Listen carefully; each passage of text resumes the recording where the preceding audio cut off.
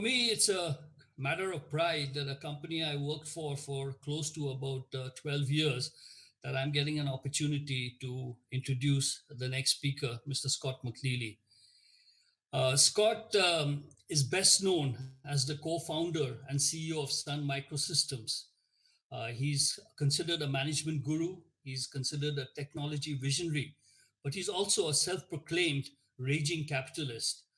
He's an open source movement pioneer, and he's an all-round industry force. He's had an indelible impact on the industry through technology innovations. If you think about Java, Spark, and Unix, that's what Sun Microsystems introduced. And he's also known for nurturing talent. Sun alums have gone on to launch or run Google, Microsoft, Yahoo, Autodesk, Motorola, and countless other startups. Scott's latest interest may even have a greater impact.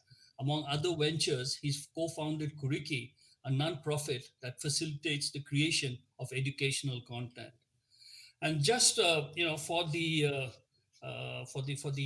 audience and the millennials and the Gen Zs in the audience, we keep talking about cloud computing today, but if you go back to 2005, we had already visualized, Sun had visualized the future of what we now call cloud computing. Scott described it as the utility model of computing resources delivered over the network in much the same way that electricity or telephone services were provided to homes and offices. We built the infrastructure that went into that data center. We used to call it the big friggin' webtone switch. Remember that, Scott? And it had security, directory, identity, privacy, storage, compute, and the whole web services stack. So Scott, for me, it's a great privilege. I remember when you visited India in 2007. Thanks for visiting us in 2021 virtually, but it's such a pleasure to have you here. It's great to be here, and I have fond memories of visiting, and I feel very indebted to India for bringing me in touch with Vinod Khosla, my other co-founder. The two of us got it started with a couple of engineers from Stanford, and without you sending Vinod Khosla over, I don't think Sun Microsystems would have ever happened. That's great to hear. Sun Microsystems was started in 1982. And even at that time, it was one of the fastest growing startups of its time. It got to $1 billion in 6 years and revenue in less than 6 years. And at its peak, it had a market capitalization of over $200 billion. Can you share with the audience about the early days of building Sun? The opportunity which, on the basis of which you started the company, some of co-founders and the people whom you hired, the culture, and some amount of the strategy, so that you can share some of those key learnings which would apply even to startups today. Yeah, so I mean, I could spend a lot of time going through the details of how we got started, but fundamentally, it was 4 27-year-olds who started. Bill Joy, Andy Bechtelstein from Germany, and Vinod Khosla. And I had 3 years business experience, which was more than the other 3 founders combined. So it was not and back then that was very unusual. Steve Jobs sort of broke the ground and said, hey, you can be young and inexperienced and maybe even not finish school and you can be successful. So he sort of opened the doors for young, inexperienced and partially ignorant founders to go start a company. So we just started, didn't know any better. We were all just super eager just to build engineering workstations that Andy had developed. It was the Stanford University Network, hence Sun Workstation, that Andy had designed. Bill Joy was doing Berkeley Unix. We put that on top of the computer, and Vinod and I met each other at business school, and away we went. We thought that there ought to be network computing. Every computer we ever shipped, starting in 1982, had TCP/IP as its network standard. We were the first company ever to ship TCP/IP on every computer. That seems sort of obvious now, but it was unusual back then. We also decided that Unix and, which is sort of a Linux variant, if you will, the earliest predecessor to Linux, and we open sourced our operating system, which was really, really unusual. It was most people thought your source code is your corporate jewels. Why would you open source it and share it? But we just said, we'll get mankind on our side helping us, as opposed to trying to beat IBM by outspending them, which we couldn't. So those were a couple of the big changes in the way we ran things. I think the third piece of it was that we decided we're going to have fun while we do it. And so our motto was kick butt and have fun. We were going to compete like crazy, but we were going to have a lot of fun. So we had beer busts every Friday. We had a dress code at Sun. You must. If you came in without clothes on, we sent you home. But we didn't care otherwise how you dressed. And we didn't care how, when and where you worked. And we basically were one of the first allowing people to work at home using our thin client Sunray technology. We just said, let's just get it done. Let's all be part of a great family. And we were very open to any. We were way before diversity was mandated, and we said, we don't care what you look like or what you do or whatever, just let us get the job. I wanted to have diversity of thought and commonality of purpose, and that was really our method of building a culture that everybody just had an absolute blast, worked a million hours, but we didn't force you to clock in with a time card and show us that you were getting your hours in. We said, we're just going to let everybody do their thing and be part of the process. So it was fun. It was crazy. We went profitable in August. I think we went profitable in June when we started in February 24th, 1982. We were profitable in June or May, I think it was. So it only took very weird back in the old days to actually be profitable from day one. And even for a hardware company, that was even more unusual. I don't think you can do that anymore. Everybody sort of decides they want to do the Amazon model and lose money for years and then eat the world. Bhaskar, yep. Maybe, is there anything else you'd like me to touch on there? No, I think that was a great beginning. But let's talk about technology and, your views around technology, especially for the startups. You once said technology has a shelf life of a banana. And that's true. It keeps changing and evolving every year. But as technology is becoming all pervasive, how should the younger companies choose where to build and how to scale? Any thoughts around that? Yeah. First of all, you got to do something that's controversial. And people often say, how do we know what to do? Well, I don't know. If we'd ask people, should we open source? Should we do TCP/IP? Should we do this, that? I mean, back then it was Microsoft's networking schemes or DECnet or IBM's SNA. We did something very controversial. We took open source TCP/IP and we took open source strategies. If your strategy is not controversial, then you've got a problem. If everybody thinks what you're doing is the right thing to do, everybody's going to do it. If everybody's doing it, there's no differentiation. If there's no differentiation, you have no pricing power. No pricing power, no profits. No profits, you're going nowhere. So you have to have something that's differentiable in the market. In fact, a lot of people, look at some of the crazy things that were done. We did open source. We did network computing. That was crazy back then. There's a guy who did electric cars and rocket ships. His name's Elon Musk. Everybody thought he was crazy to go do those two things. He's now the richest man in the world. And I think, I'm not telling you to do super crazy stuff, but you might want to consider, is it controversial enough? The problem with being controversial is your strategy has to be different, but it also has to be correct. That's the hard part. Because if you do something that's controversial and wrong, you look pretty stupid. But from a technology perspective, you got to try and do something that's differentiated. That's why you have venture capital. The second thing I would tell you is you sort of ought to pick where you want to invest your time and energy and technical resources. I believe R&D is the ultimate differentiator in every business now. Technology, R&D, IP, actually having a product or service as a software service is out there. And there's many different businesses. You can match borrowers with sellers, borrowers with loaners. That's kind of the financial efforts. You can match buyers with sellers. That's the Facebook and advertising model.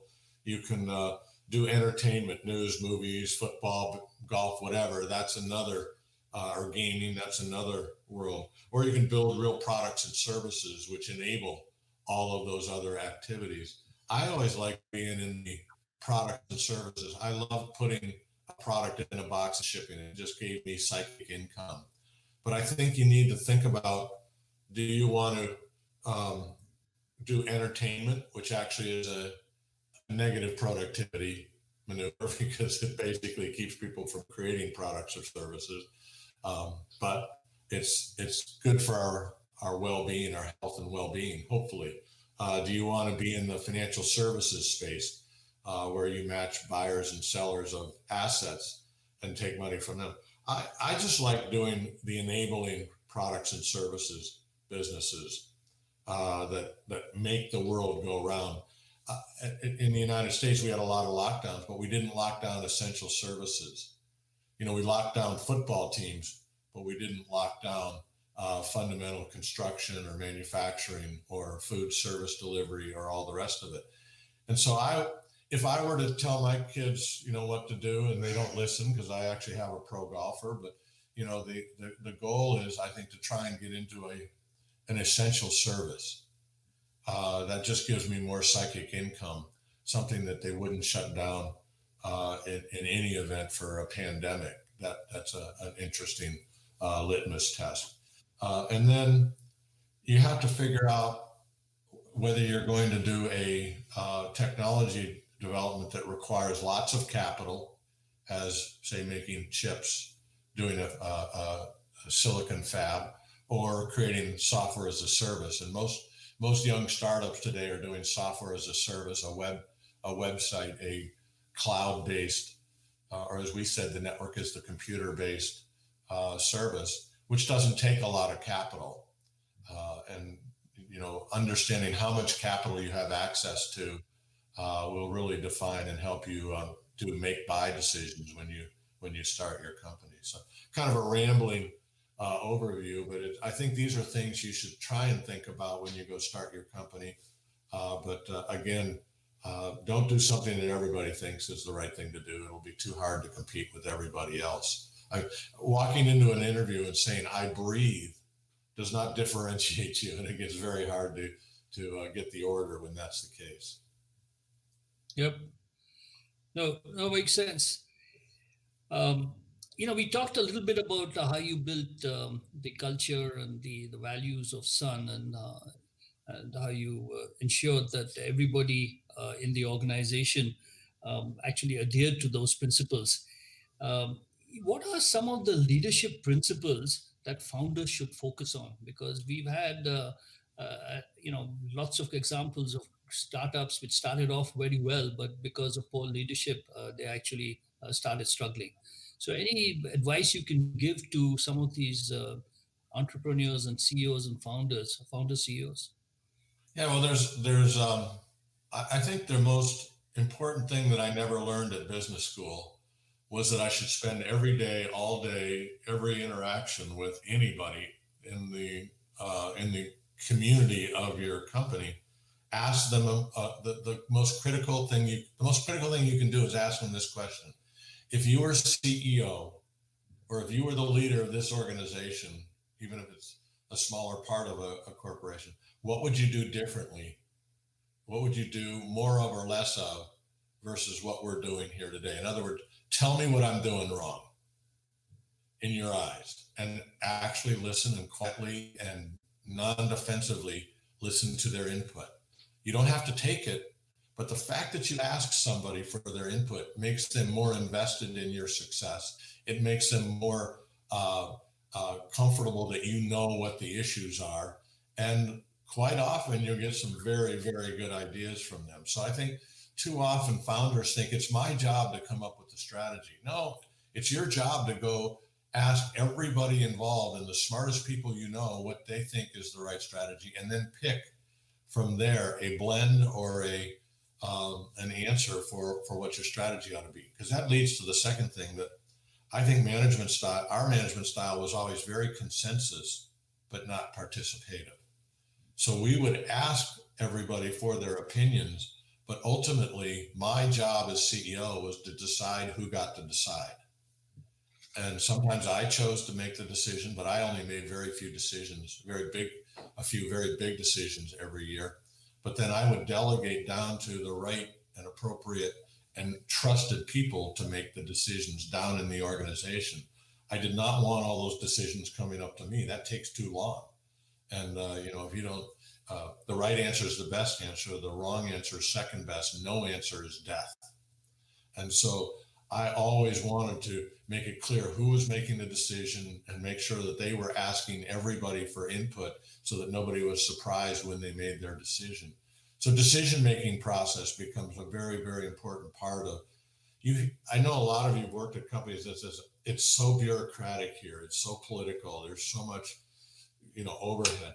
And that's because there wasn't a clear decision-making process, and there wasn't a clear process for sharing what decisions are being made when, and people didn't feel like they participated.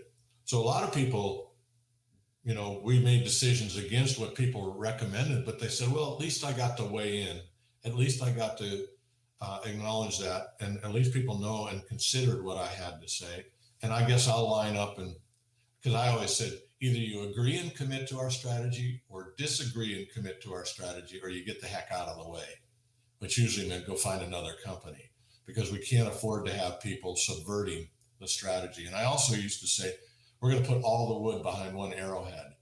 And the point behind that statement was I wanted everybody to commit to what we were doing and everybody to go that way. To use a golf analogy, there's many ways to sink a putt.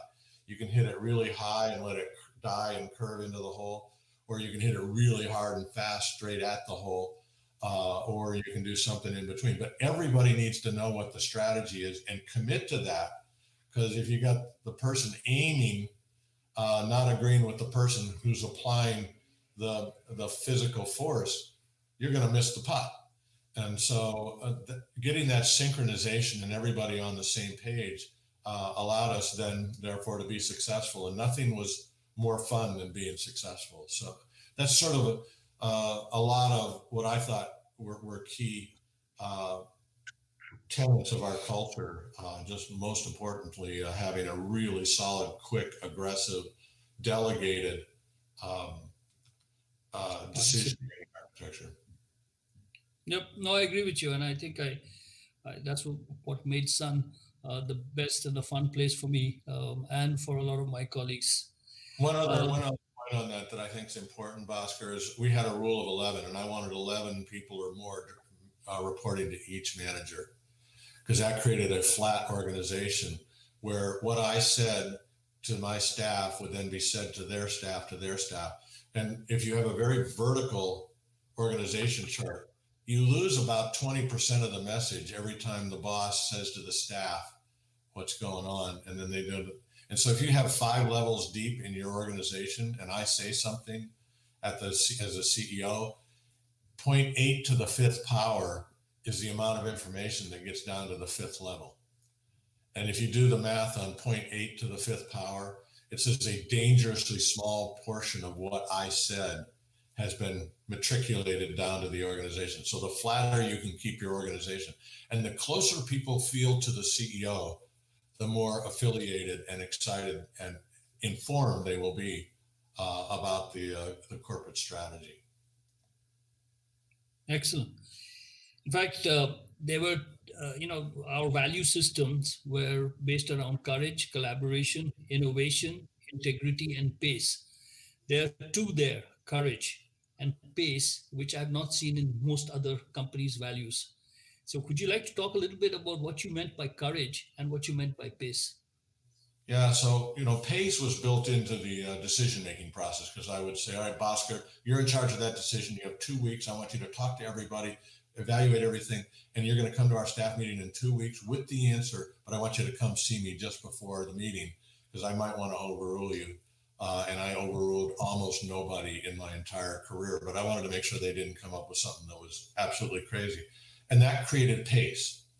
But the thing that I tended to promote was managerial courage. I wanted people who would stand up to me, who would say no, who would argue with me in a nice way.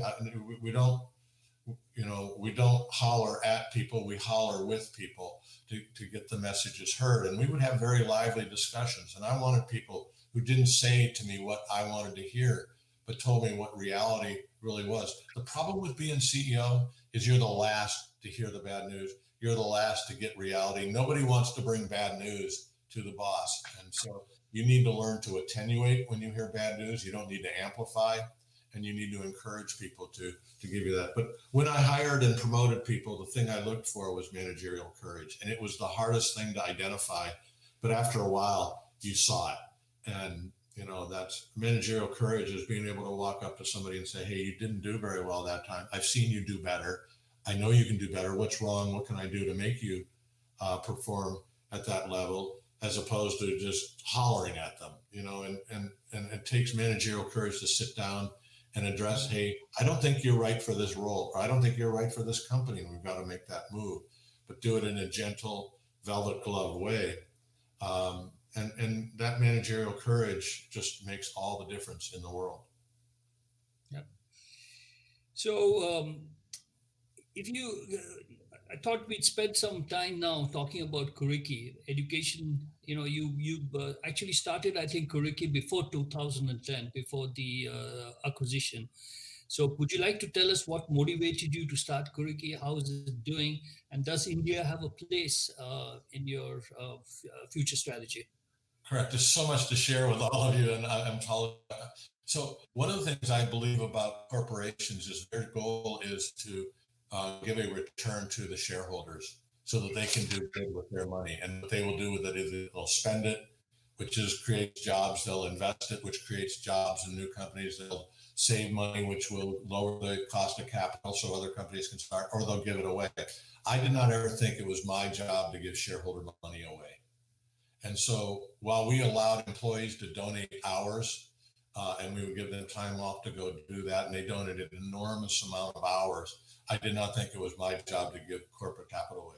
But I do think that now that I'm formally famous, formally important, and I think it's my job to give back to society in a positive way. And we started Curriki inside of Sun and then spun it out because it was a big deal.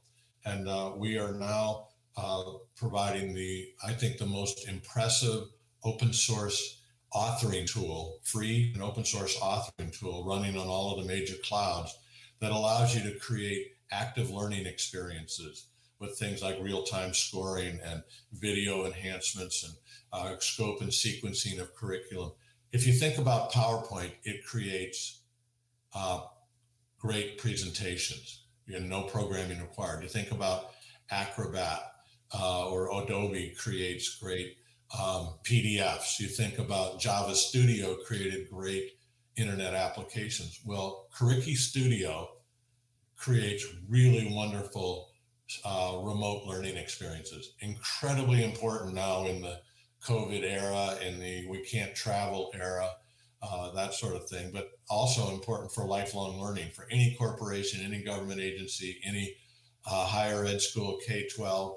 And so you bring video, audio, text, and images to the Curriki Studio platform, and we allow you to turn that into an engaging, dopamine addictive, bingeable experience of learning with real-time scoring. And we're building out an achievement portfolio. So every child from the time they're 3 till they're 100 can take all of their learnings and put it into their own private portfolio that's secure, private, encrypted, that's not owned by the school, not owned by the government, not owned by a business, but owned by the parent and or student for their lifetime.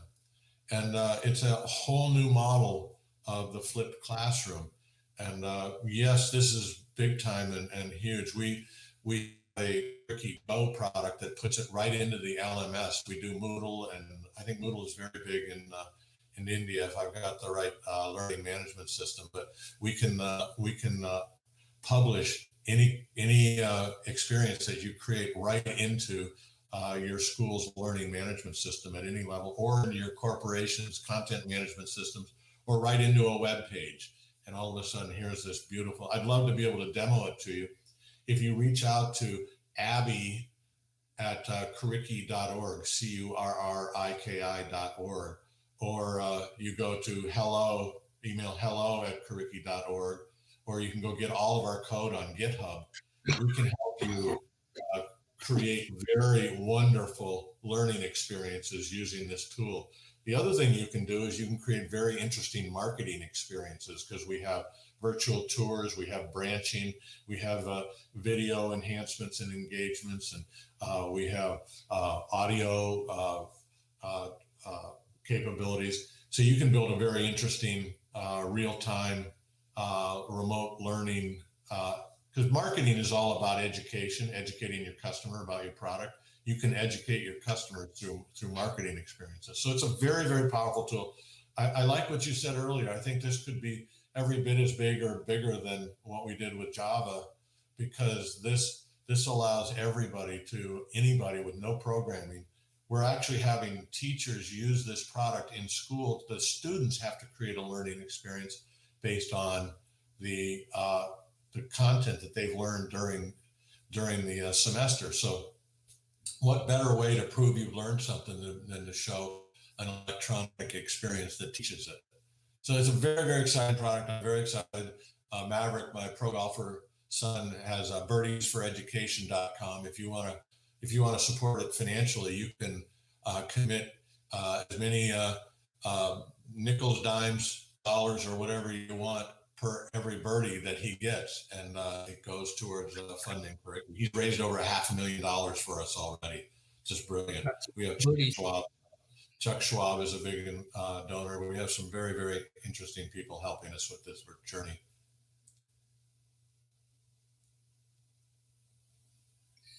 Yeah, that's a lot of birdies even for a pro golfer. But thanks for that. In fact, EdTech is a very, very big in the startup community here in India. We already have, I think, two companies which are unicorns, over $1 billion valuations. But basically, they provide training programs. They create their own programs. For them, I think Curriki could be something of great use.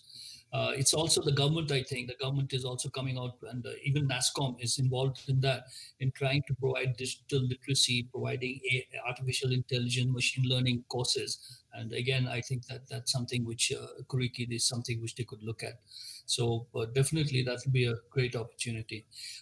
We have a few more minutes left, and I just thought I'd ask you a few quick questions. You were, I remember that we used to have this constant battle with Microsoft. And I think, you had a lot of great quotes about Microsoft. How do you view, if you had to define Microsoft today, what would be the word you would use? Well, first of all, let me give you my strategy. If you're a small company, you have to understand that the top 3 companies usually survive in your space. And so what one of my sales guys, Joe Roebuck, taught me was, he said, always pick a fight with number 1 and number 2. And even though you're number 58 in the market, he said, say there are 3 players in the market, us and number 1 and number 2. So when we started, we said there's IBM, there's DEC, and there's Sun. And we ignored all the other companies that were in between it in all of our marketing messages. And we were like a little small dog nipping at their ankles, but making lots of noise. And we wanted to ignore everybody else between number 3 and number 57. They didn't exist. We didn't acknowledge them. We said, hey, listen, your choices are IBM, they're big, slow, DEC, they're proprietary, and then there's us. We're nimble, we're this, we've got open source, there's low barrier to exit, wonderful product. And that is a great marketing message. So sure, after we took care of IBM and DEC, then the big problem became Intel, Microsoft, and Hewlett Packard. And then that's when we went after Microsoft. We didn't have advertising dollars, so we used stunt marketing, aggressive quotes. It was never personal. It was always, in fun, and we call it chirping in athletics, where you kind of chirp at your competitor to get them off their game or to get them to focus on you, because then you became part of the conversation. We did that with Microsoft. We did it with lots of companies over the years. And I said about Compaq, the computer company, I said, big hat, no cattle. That's a rancher's phrase, where you wear a big cowboy hat, but you have no cattle. You have no, there's nothing really behind it. We would say things like that just because the media would write it up, and we got free advertising because we couldn't afford advertising. What do I think of Microsoft? Just one of the great companies of all time. And Bill Gates built an unbelievable company. And I'm very proud of Satya, who's the CEO now, who was a former Sun employee. And I don't take any credit at all, but I certainly take huge pride in the fact that he learned probably a few things at Sun that he's using. And I think Microsoft's opened up their technologies a lot since he took over. And it's been very, very profitable. If you look at the market cap of Microsoft since he took over, he's done very, very well. So very proud of him and very happy. I'm a capitalist. I love to see all companies do well. I think the private sector is where all the innovation happens. And I get very sad when I see the government sector taking over things that the private sector can do way better. No, true. That's why I think I introduced you as a raging capitalist. You always believed in small governments and big markets. Thank you, Scott. This was phenomenal, and it's such a pleasure to be get in touch with you, to be with you on the stage. Thank you very much on behalf of NASSCOM and the Product Conclave. Thank you for accepting our our invitation, and I personally look forward to continuing the relationship with you. Thank you. I'm available at smcnealy@curriki.org. So if any of you out there want to follow up with me or Abby or ask me any questions, please feel free to reach out. I will get back to your email eventually. Thank you.